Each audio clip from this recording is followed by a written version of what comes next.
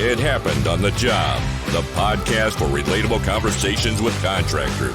Sponsored by Goodman Insurance. Welcome to It Happened on the Job. We're your podcast for relatable and relevant conversations with contractors. Hopefully a little entertainment for you as well. Today is episode 68. My name is Mike. That's Brian. Hello, everyone. And today we have Mr. Lucas Forte, founder of Forte Shelter. How's it going, Lucas?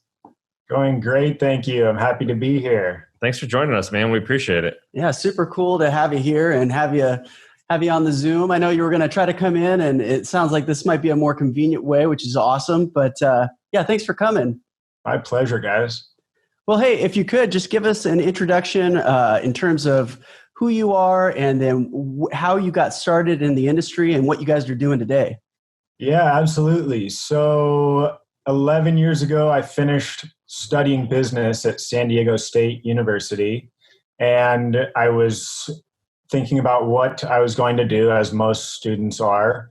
And while in school, I was thinking of going into logistics, actually, for shipping containers worldwide. And it wasn't until after I graduated in the first year, I was working for my uncle's law practice, and I built a deck in his backyard. And while I had experience in construction in the past as a laborer, that was my first experience ever actually managing someone. So when I wasn't in the mud, it clicked, and I thought, hey, maybe I could do this for a living. So who were you managing at that point? Did you just bring a couple buddies on or something to help, or? Yeah, just two carpenters and an electrician, basically. Wow. And you said you had some experience doing some labor in the past. What kind of stuff were you doing in the past? I imagine like through high school and college, like doing some odd jobs or what? Yeah, just working for my uncle who was a GC. Okay, cool. Doing some professional dirt moving, things like that. Hopefully with equipment and not necessarily a shovel and wheelbarrow, right? Oh, no, I started at the very bottom. Shovel and a wheelbarrow. That's right, man. And yeah, growing up, in a relatively affluent area, the thought of being in construction was never encouraged. And I wish it would have been. Oh, for sure. Yeah. Yeah. Because there was a time early on in college where I thought, hey, I want to be an architect. That seems so interesting. I was always fascinated by homes, and we'd like to go to open houses, and I could just look at details, and when I was a kid, I'd tell my parents, oh, this Taco Bell could have been, had a different floor plan. So the signs were there, but not the environment. And it wasn't until, I built that deck, and I read in an architectural digest that the architect is only as good as the builder. And that was kind of the click moment for me, like, what is this builder role? So instead of going into shipping containers, I got a job as a laborer for a custom home builder based in Irvine. And, I told them, what did they think about your 4-year degree when you went to apply as a laborer? Did that help out at all, or was that necessary?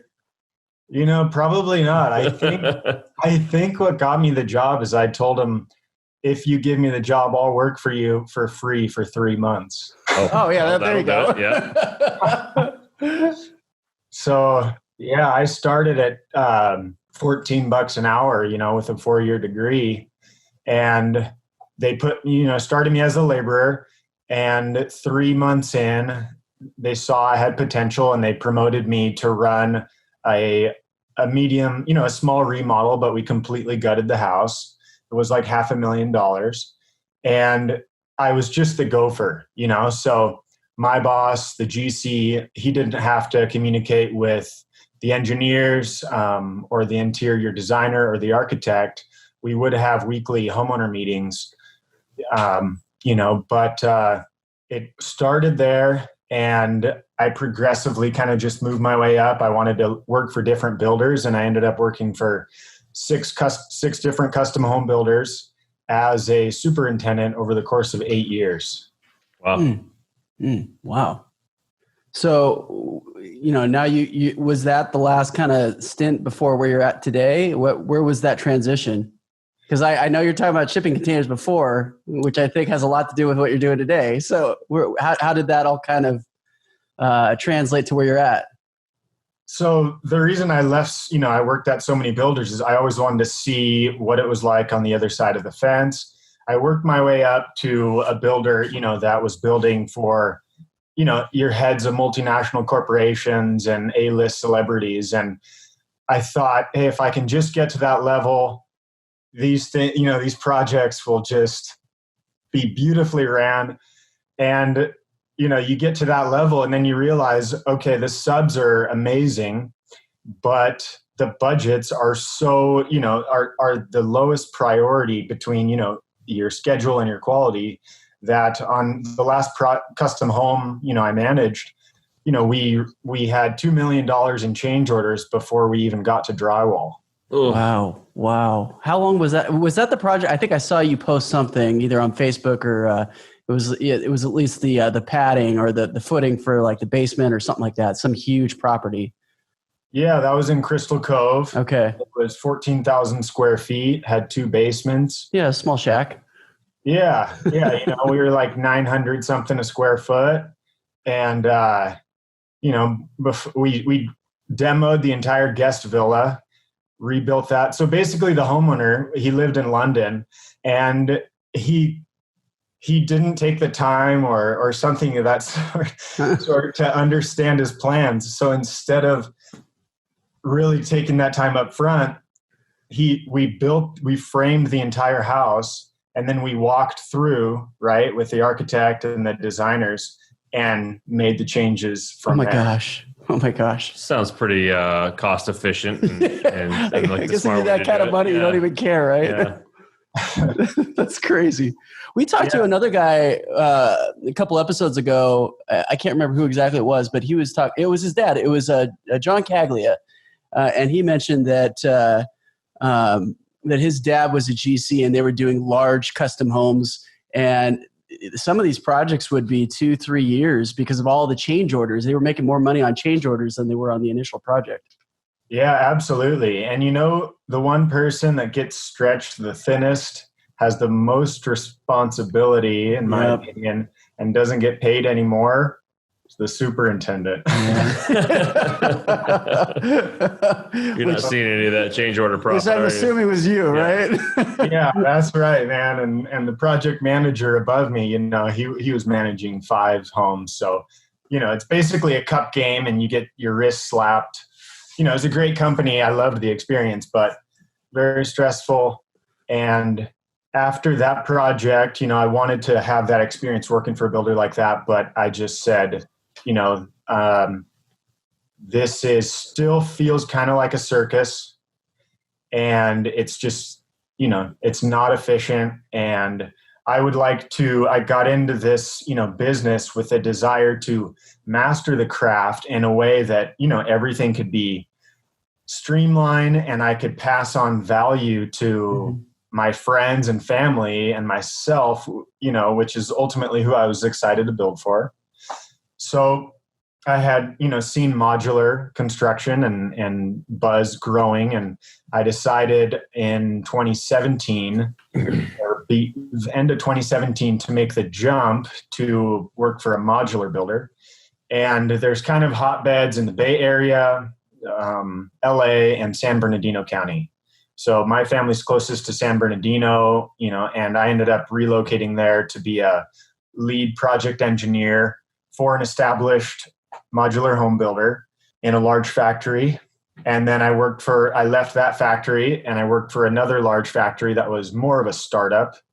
And from there, I realized coming from, they in-house as much as possible, as much of their trades. They had large, layers of management, many project architects, purchasing departments, HR, and observing all that and having worked with these subcontractors that I deeply respect, and are true experts in their field, and seeing the value firsthand that they bring, I thought I can compete with these factories. And by using subs and having loyal relationships with them, the kind where you trust them, and they're good at what they do. I don't have to have a purchasing department. I don't need HR. I don't need to insure a large factory, right? And fortunately, I continue to work on that skill of drawing and architecture, for the past 6 or 7 years. So while I didn't have the skill to be an architect, with a blank canvas, once I learned how to build a house and the steps of construction, it became a lot easier for me to draw homes. You floor plan, set your plate heights, window and door openings, roof pitch, elevations, and it just becomes so much easier. So fast forward to 2020, I've started this company building homes out of shipping containers because I could preach the gospel of the value of shipping containers. And then fortunately I've got also in my tool belt, ability to do architectural renderings in SketchUp, so I can convey my vision to my architect, who then renders it in CAD. And then the hands-on experience managing guys and knowing how they think in the field has allowed me to work better with my structural engineer. So I have a company now that has, no overhead other than my general liability, the lease on my property, my accountant, and my personal expenses. You're like the anti of what you were doing just a few years ago, right? Absolutely, man. I got into modular to have a simple life, Yep. And that, I knew that wasn't going to be possible with a factory. So you're taking shipping containers and building pieces of a home and then putting them all together, like on site. Is that how it's kind of working? Yeah. So we will build up to that. I have 4 designs engineered right now, one of which is 2 40-foot containers that are married together. Right now, we are only offering one product, which is a 20-foot shipping container guest home, home office. I wanted to start slow, not bite off more than I could chew, really make our clients happy, just thrilled, kind of Amazon's, Amazon's mission, customer first. And so we're taking it slow, and we built this prototype that we are now, going to build in batch production. And I can get into, the value of batch production and the way we're manufacturing. And yeah. But we plan on building at least 5 of this model, and then based on popular demand, we will build our second model. So you obviously using the shipping container as the structure. Are you say a 20-foot, so it's what, 10 by 20, or are you doing 2 20-foot side by side? So this is 8 by 20. 8 by 20. Okay. Yeah. Yeah, I feel like this is a new trend. So there's so you and I were talking last week, and I mentioned that I have a client that just got into this. They started researching a couple of years ago and have really started getting into production in the last couple of months. But so there was that connection I thought was interesting. And then Steve Goodman, the founder of the company that we work for, walks in my office this morning with a printout of an article he read of a dwelling unit company, the same kind of thing, like shipping containers. And they're doing the same thing. They're out in Colorado, and they're doing, I just thought, super weird. I mean, within really a month and a half, I hadn't even heard of anything like this before. And now I don't know if it's a trend, if it's just a coincidence, but it sounds like, and I've seen your stuff, Lucas, it's really nice. In fact, when he walked in my office, I said, "Oh, you got to see this guy. We're about to interview this guy in an hour." You have that, there is that. So background on his father's a professional artist, right? Painter, super talented. So there's that that attention to detail that you have in terms of the work. So it looks like a box, I guess, but it's from the inside out, whether it's the outside, the exterior, from the siding, and that work that you do with the metal or the iron and all that to the inside. The interior is beautiful. Beautiful. Thank you so much. So you guys are obviously adding siding to the outside from an aesthetic standpoint, right? Mm-hmm. And are you guys finishing out the inside with any type of wallboard or drywall or anything?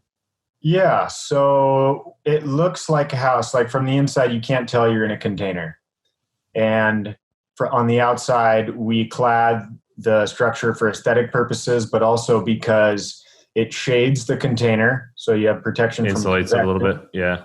We use, and then also by covering the container, it's easy to repair the siding. What do you do if you dent the metal container, Yeah, right.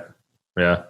So are you putting a roof structure on them too and vaulting the roofs on the, like from the inside? Does it look vaulted? Do you take the top of the container off or? So we have a roof design. It allows for 20 feet or 20 pounds per square feet, which is like a moderate snow load. Right. And, that's just a framed roof with, sheathed. And then I'm looking at putting standing seam on top of there, a shed roof so that everything drains to one side of the container, and then a single downspout. Very cool. Very cool. So and it sounds like you're using subcontractors to finish out the inside and obviously apply all that siding and all those other things that are part of the process. Yeah, I'm using subcontractors for as much as possible. I have one in-house guy, who's really great, but, I'm utilizing their purchasing, and I'm empowering them. And the goal is to build those relationships with them to where we're working together so efficiently that I can pay them top dollar and we can all still make a top profit and pass the value onto the end consumer. So where was the connection when you were working for the modular home companies, those two companies? Was there a conversation that you had during your tenure there, or was it something outside of there that was like, hey, shipping containers, modular units, how can I combine the two? Where was that marriage and how did that take place? Well, the first company I worked for was essentially building a shipping container. Already, yeah. And then you thought, wait, this already exists. Yeah, why do we need to build this? Yeah, and I mean, same exact dimensions, but building, with brand new steel. And these, and while they were somewhat similar, there's probably 20% variation. They engineered this thing differently for every floor plan. So yeah, I just thought, what is the point of this? And this is not environmentally friendly. And there's millions of shipping containers.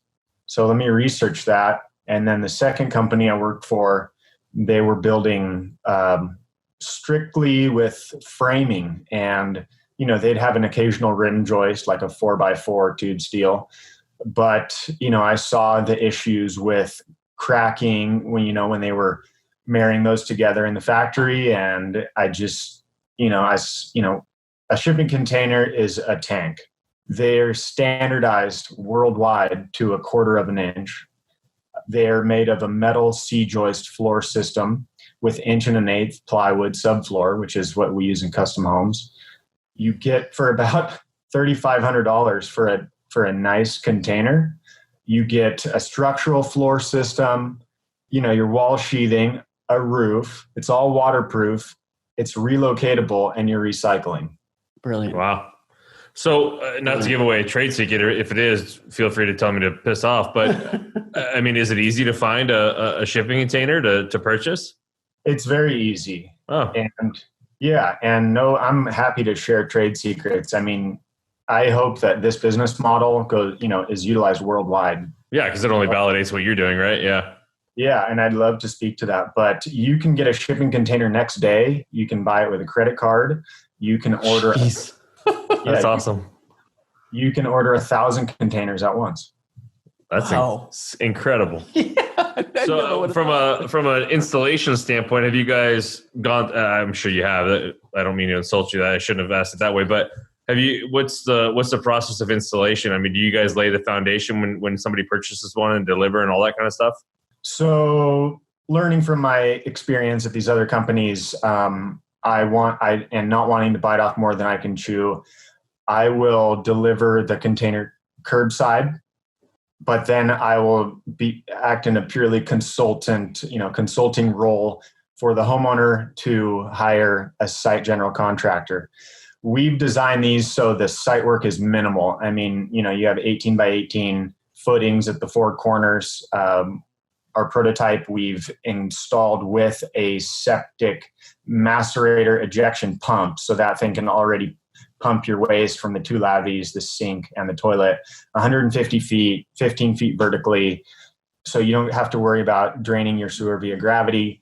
And then it just needs a water connection. We've got an RV plug on the side of the container. So you can... 50 amp RV plug. Yeah, 50 amp. And so you just put the house down and plug in the house. I mean, that's awesome.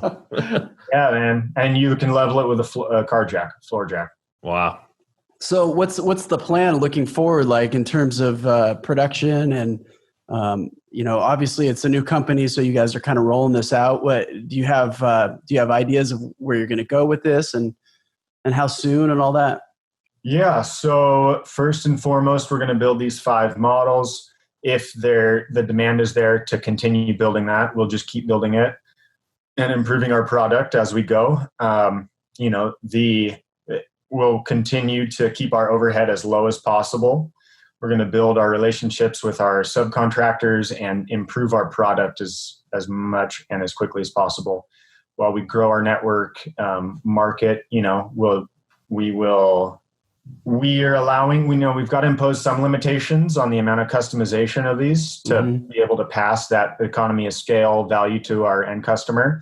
But we've designed some details, for example, the siding, how we fasten it to the container, that we can swap it out for anything that's up to an inch thick, and it's just plug and play. It doesn't impact any other details. So we're allowing, we've designed for that so that our customers can easily, and without, other cost other than the additional cost of material, they can customize these things, which, is great because they get a unique product and we also get to experiment with these new products. So ideally we will, my hair's kind of... Ideally, we will open up this location, and then I will put my friend in charge of it.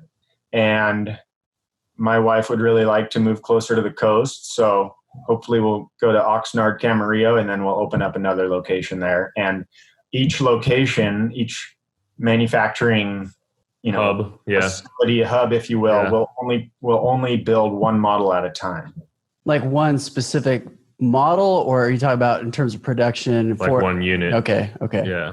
Well, no, not one unit, because we could build 100, and our subsidy. I see. So of the 5 models that you guys are putting together each. Okay.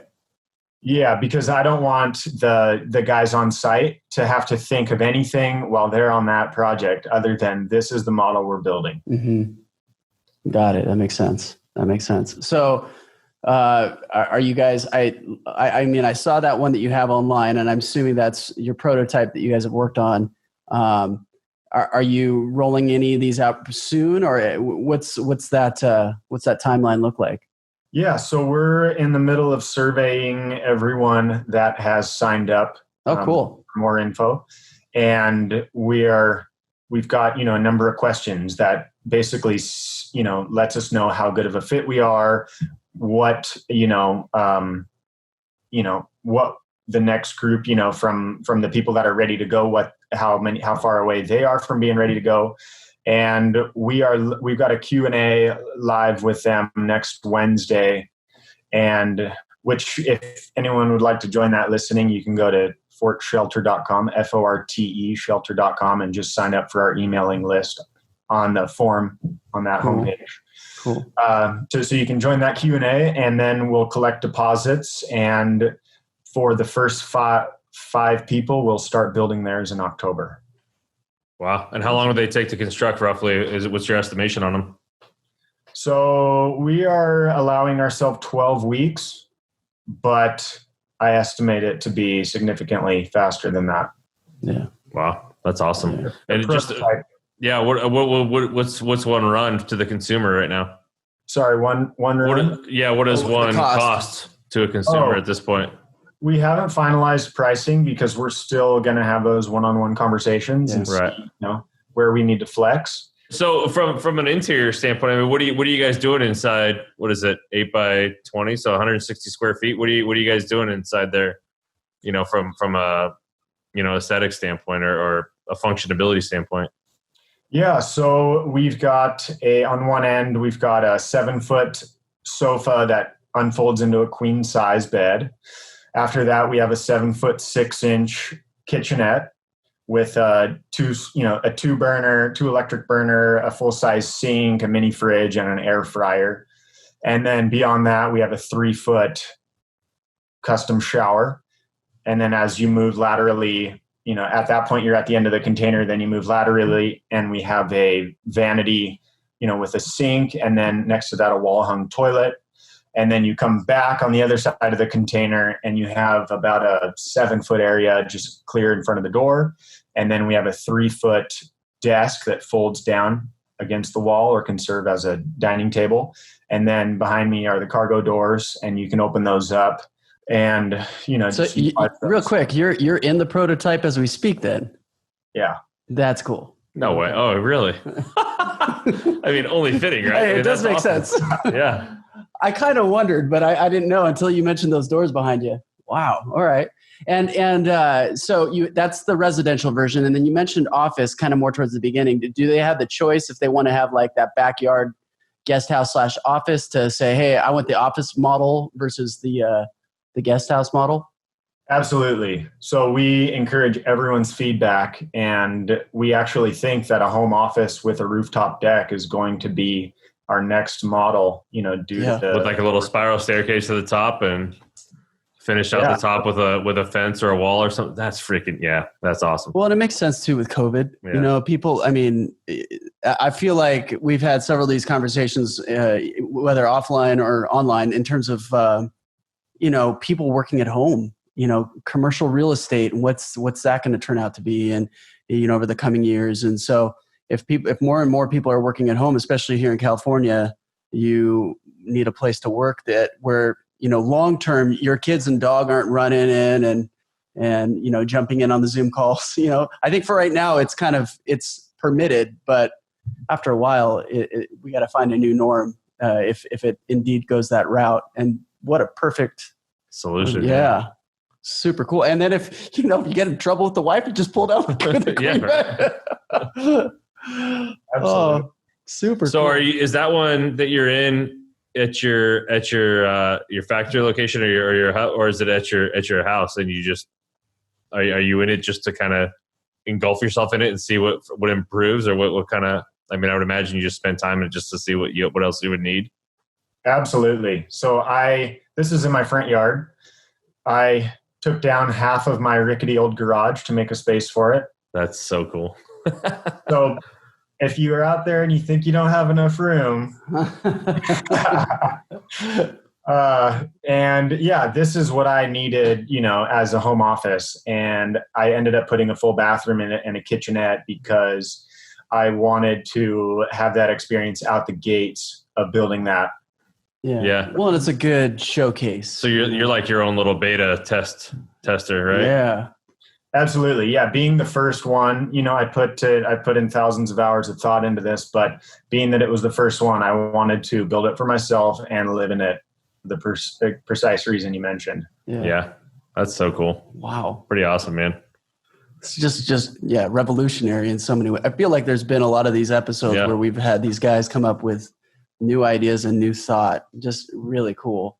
You said you have a 2 side-by-side 40-foot containers. Are you looking to make them is there the capability to stack them and make them 2-story, or make them bigger than the 2 40-foots, or is it worth it at that point? What kind of, how far can you take it from a design standpoint? Yeah, absolutely. So stock, they can be stacked 10 high. Wow. Now, yeah. Now, So you'd almost make like little little condo units out of them or something, or little apartment units out of them almost. right. Absolutely. And you build a city out of them. And, unfortunately, we found that California building code and seismic requirements. Mm-hmm. I was just wondering that. Yeah. Yeah, they make it so that the amount of structural steel that I would have to put into this 20-footer to meet that seismic requirements is absurd. I mean, imagine, yeah. If you're stacking, right? No. Okay. Just on the ground, you would be blown away. So I told my structural engineer, I said, you know what? I want to build these as close to code, meeting code as possible. Well, at first I wanted to build everything to code. And I said, I only want one size tube steel. I want one size steel, and I want one detail that we can use everywhere. So he designed a moment frame. So, a header, a sill, and 2 posts, jams on each side. And we've got to reinforce every opening. We need to have 2 per side, but we can put those anywhere as we want on the length of the side, as long as they're 2 feet in from the ends and there's 2 feet in between them. Now, for the 20-footer, we have to put in 4 by 4 by 5/16 inch tube steel, which is can hold. I mean, it's so massive. Yeah. And it's not for the roof load, certainly. It's for the twisting factor. Right. Seismic. So, I mean, after we saw the cost of that, and we just thought, okay, we can't, there's no market for this right now, unless it's someone, that just wants the novelty of it. So what we've done is we scaled that back to a 2-inch by 2-inch moment frame. And the goal, so we didn't do it on the prototype, but we'll do it on these upcoming ones. Everything's standard. I mean, and it's a square. So the guys don't even, there's not even they can't even put it in really, it's just, we try to design everything so that the tolerance for error is as much as possible. And we can actually build these with the 2x2 moment frames affordably. We will, and the plan is once we get up and running, we will get to the point where we can build per code. But first we have to have the experience and get that, that down. And so we can lower our cost to where it makes sense for the homeowners. Right. Pretty crazy, cool. Man. Very cool. Yeah. Awesome. Well, hey, Lucas, wanted to kind of wrap this up. I know you probably got things, especially with your Q&A coming up next week. But maybe if you could just let the people know where to find you, whether it's your website, social media, anything like that. Yeah, so name of the company is Forte Shelter. It's spelled Forte. That's my last name. And we have www.forteshelter.com. And then we're on LinkedIn as Forte Shelter, Facebook, YouTube. On YouTube, you can see our inaugural prototype, the making of video. And no kidding. Okay. Yeah, we go through step by step with stop motion and a narrative. It's pretty cool. And then you can also see the promo video for the finished product.